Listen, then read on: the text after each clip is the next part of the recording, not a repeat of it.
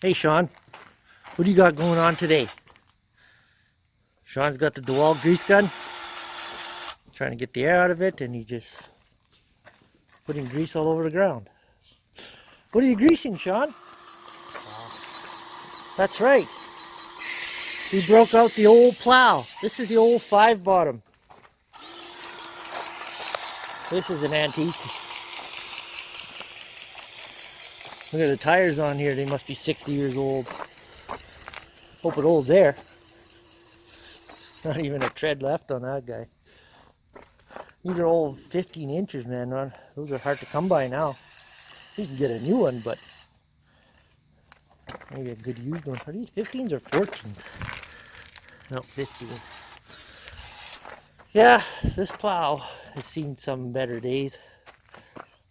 But I had to get these plows out because the other plow is in the back. It's hooked up to the 2096.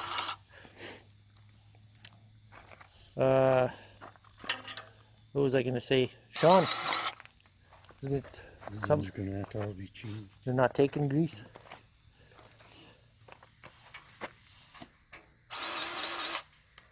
Yeah, I guess you could change them. We got a lot of grease nipples.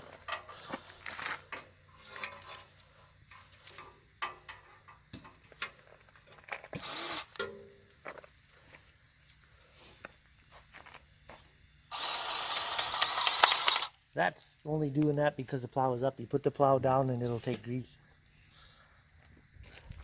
The pressure's all on there.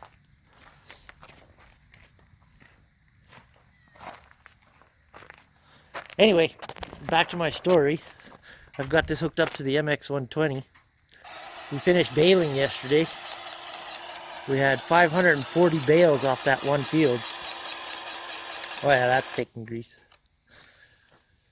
So, the reason why we hooked up the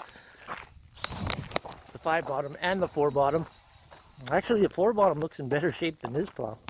We have another plow in the back that's just for parts for these two, but the reason I had to hook these plows up, this is from the 7-bottom. And that's broken. That's a massive cast piece. And it just snapped it right off. So I phoned John Deere thinking wasn't quite sure if there'd be any parts, but that piece right there cost $1,200, but they're obsolete. They are no more. So I've been looking around, and that's a newer plow too. That's an 87 plow, I believe. I think. I'm not 100% sure. But you cannot find them. And kind of without going to the other plow, it's kind of this piece right here, but on the other plow it comes up like this and it has the trips on top. Now the reason that broke is because on the other plow, whoever had it before us had problems with the trip mechanism, and what they did was they welded it solid so it didn't trip anymore because it was just tripping all the time. And when I hit a big rock out there, it stayed solid, and I am pretty sure that was a huge rock. I think it was about 3 feet. Because I was taking the dirt off it and I couldn't find the end of it. So that thing was huge. So we're just going to have to go slower on that high end there where the rocks are. And hopefully we can finish her off. But I did find a guy who wants to sell me a plow about an hour from here. He wants like $5,800. These plows still don't go too cheap yet. Everybody asked for a 7-bottom wants about $7,000. The guy had a 7-bottom and a 6-bottom with auto trips.